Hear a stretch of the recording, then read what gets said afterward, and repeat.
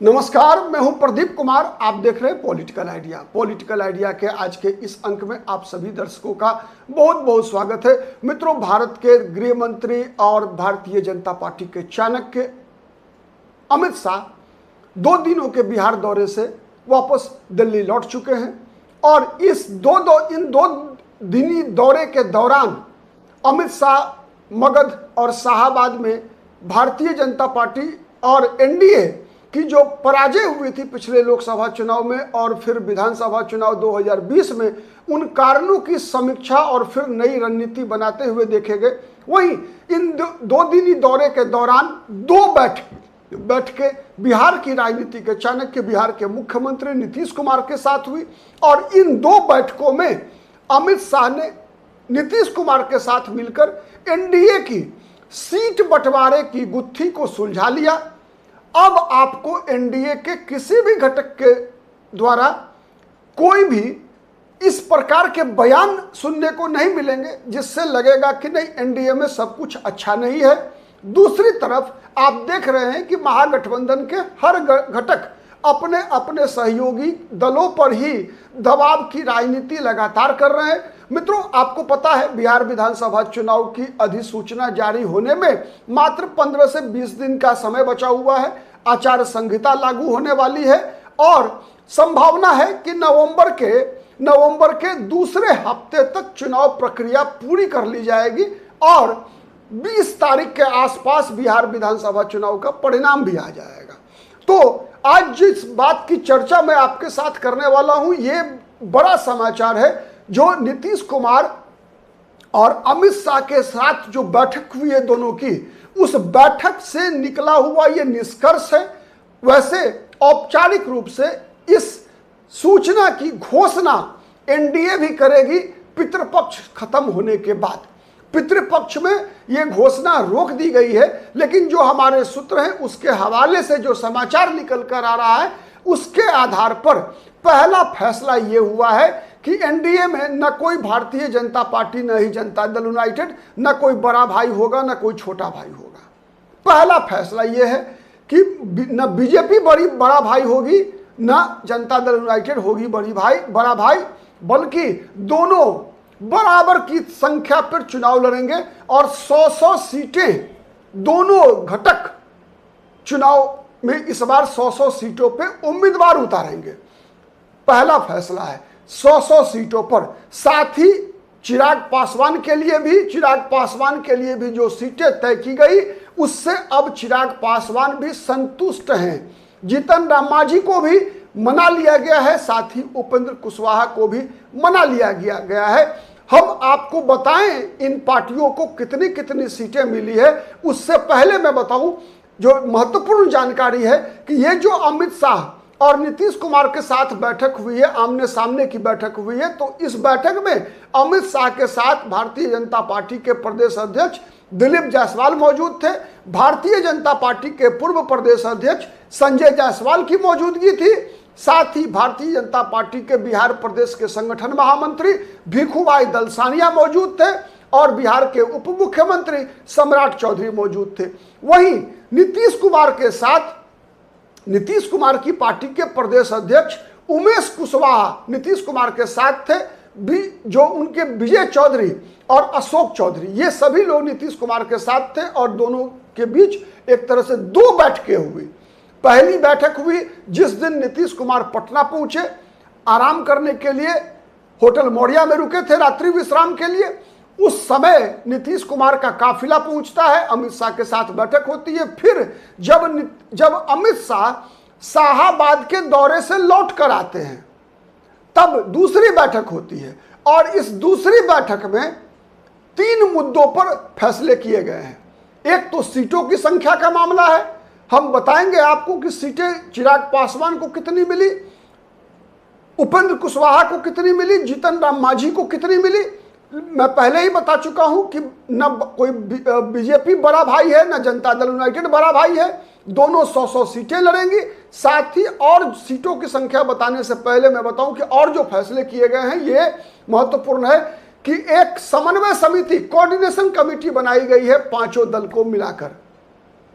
9 सदस्यों की ये कोऑर्डिनेशन कमेटी है, ठीक है। और ये कोऑर्डिनेशन कमेटी अब से लेकर एक सप्ताह के अंदर सीटें चिन्हित करेगी कि किन किन सीटों पर बीजेपी के उम्मीदवार होंगे, किन सीटों पर जनता दल यूनाइटेड के उम्मीदवार होंगे, कौन सी सीटें चिराग पासवान को लड़ने को मिलेगी, कौन सी सीटें जीतन उपेंद्र कुशवाहा लड़ेंगे और कहां पर उम्मीदवार होंगे जीतन राम मांझी की पार्टी की। कई सीटों की अदला बदली होनी है। कुछ जनता दल यूनाइटेड के द्वारा जीती गई सीटें भी लोक जनशक्ति पार्टी को मिलनी है। कई भारतीय जनता पार्टी द्वारा जीती गई सीटें भी लोक जनशक्ति पार्टी के खाते में जाना है। वही स्थिति होनी है उपेंद्र कुशवाहा और जीतन राम मांझी के साथ भी। ऐसा नहीं है एनडीए में कि जो हारने लायक सीटें हैं, जहां आरजेडी बहुत मजबूत है, वही सीटें केवल जीतन राम मांझी को मिलेगी और उपेंद्र कुशवाहा को मिलेगा, ऐसा नहीं है। हाँ, यह बात तय है कि मगध प्रमंडल में, मगध के क्षेत्र में सर्वाधिक संख्या ताकत जीतन राम मांझी के अधिकतर उम्मीदवार जो होंगे वो मगध से होंगे। उपेंद्र कुशवाहा की पार्टी के अधिकतर जो उम्मीदवार होंगे वो शाहाबाद से होंगे। ये नीतिगत फैसला मैं बता रहा हूं। अधिकतर उम्मीदवार जो उपेंद्र कुशवाहा की पार्टी के होंगे वो होंगे शाहाबाद से और वैशाली और समस्तीपुर जिले से। वैशाली, समस्तीपुर और सीतामढ़ी, ये जो इलाका है, इन 3 जिलों से। और फिर शाहाबाद के इलाके में उपेंद्र कुशवाहा की पार्टी के उम्मीदवार लड़ेंगे। जीतन राम मांझी की पार्टी के उम्मीदवार लड़ेंगे अधिकतर गया, औरंगाबाद और जहानाबाद। गया, औरंगाबाद, जहानाबाद, सासाराम, ये 4 जिलों में, ठीक है, सबसे ज्यादा उम्मीदवार जो है जीतन राम मांझी की पार्टी के होंगे। बीजेपी और जनता दल यूनाइटेड के उम्मीदवार पूरे बिहार में होंगे, लेकिन फोकस जो होगा, बीजेपी का फोकस होगा सीमांचल में, मिथिलांचल में, साथ ही चंपारण में। बीजेपी का फोकस कहां होगा?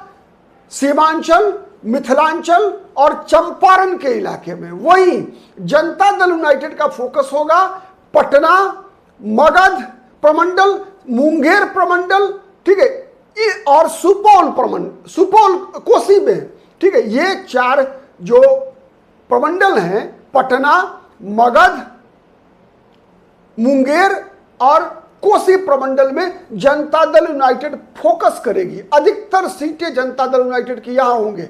बीजेपी के जो उम्मीदवार होंगे ज्यादा, वो होंगे, मैंने जैसा बताया, मिथिलांचल, कोसी, मैंने मिथिला दरभंगा प्रमंडल की बात मैं कर रहा हूं, दरभंगा, मधुबनी, समस्तीपुर, कोसी, उसके अलावा चंपारण और सारण। इसका मतलब यह नहीं है कि वहां जदयू के उम्मीदवार नहीं होंगे या फिर जदयू जहां फोकस करेगी वहां बीजेपी के उम्मीदवार नहीं होंगे, ऐसा नहीं है, होंगे सभी जगहों पे।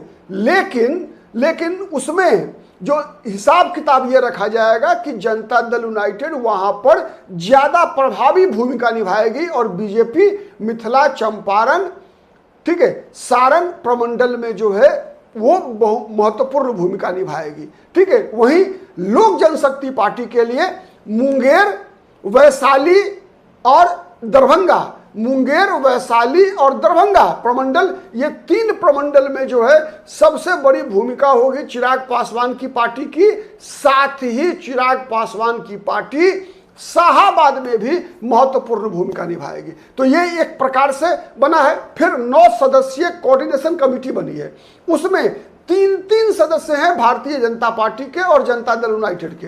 बीजेपी से जो 3 नाम इसमें है वो है प्रदेश अध्यक्ष बीजेपी के दिलीप जायसवाल, उप मुख्यमंत्री सम्राट चौधरी और केंद्रीय गृह राज्य मंत्री नित्यानंद राय।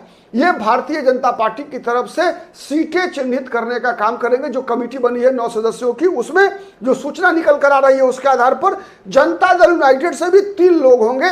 3 नाम है। उमेश कुशवाहा जो प्रदेश अध्यक्ष है, जनता दल यूनाइटेड के राष्ट्रीय कार्यकारी अध्यक्ष संजय झा और अशोक चौधरी जो भवन निर्माण मंत्री हैं जनता दल यूनाइटेड में। ये 3 चेहरे होंगे। साथ ही लोक जनशक्ति पार्टी रामविलास पासवान की तरफ से, मतलब चिराग पासवान की पार्टी की तरफ से उनके प्रदेश अध्यक्ष राजू तिवारी, हम सेकुलर जीतन राम मांझी की पार्टी की तरफ से संतोष सुमन और राष्ट्रीय लोक मोर्चा उपेंद्र कुशवाहा की पार्टी ने अभी नाम नहीं दिया है, उनके प्रतिनिधि होंगे उसमें, तो ये 9 सदस्यों की होगी। अब हम आते हैं फाइनल सीटों के आंकड़े पर। सीटें जो बीजेपी और जनता दल यूनाइटेड के बारे में मैंने बताया, दोहरा रहा हूं, 100 सीटें लड़ेगी बीजेपी और जनता दल यूनाइटेड। चिराग पासवान की पार्टी को मिल रहा है 28 सीट। लोक जनशक्ति पार्टी के उम्मीदवार 28 विधानसभा सीट पर उम्मीदवार उनके होंगे। साथ ही चूंकि लोक जनशक्ति पार्टी का क्लेम था कि कम से कम 30 सीटें मिलनी चाहिए, मैंने भी बताया था पिछले वीडियो में कि 30 सीटें उनको लगभग मिल रही है, लेकिन चूंकि थोड़ा सा तालमेल जो है बनाने के लिए चिराग पासवान 28 लड़ेंगे, बदले में एक एमएलसी का जो है उनको दिया जाएगा बीजेपी के कोटे से। एक एमएलसी लोक जनशक्ति पार्टी को मिलेगी बीजेपी के कोटे से, ठीक है। अब आते हैं हम उपेंद्र कुशवाहा को 7 सीटें, 7 विधानसभा क्षेत्र में उपेंद्र कुशवाहा की पार्टी चुनाव लड़ेगी और उनको भी एक एमएलसी मिलेगा जनता दल यूनाइटेड के कोटे से, ठीक है।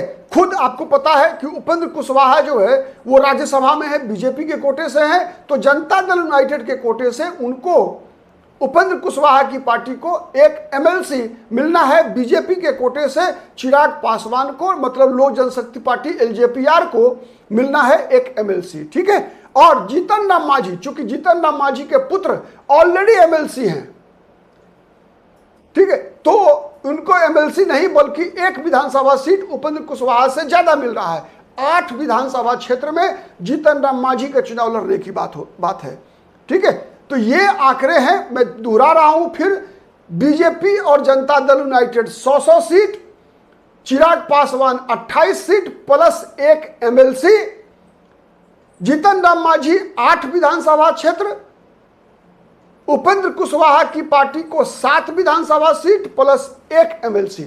ये आंकड़े अमित शाह और नीतीश कुमार के बीच जो बैठक हुई, उस बैठक में लिया गया फैसला है, जिसकी घोषणा पितृपक्ष की समाप्ति के बाद होना है। संभावना इस बात की है कि अगला जो दौरा है अमित शाह का 27 तारीख को जो अमित शाह बिहार आ रहे हैं, उस दौरे के दौरान ही इस बात की घोषणा अमित शाह की मौजूदगी में ये की जानी है। इस बात की पूरी संभावना है।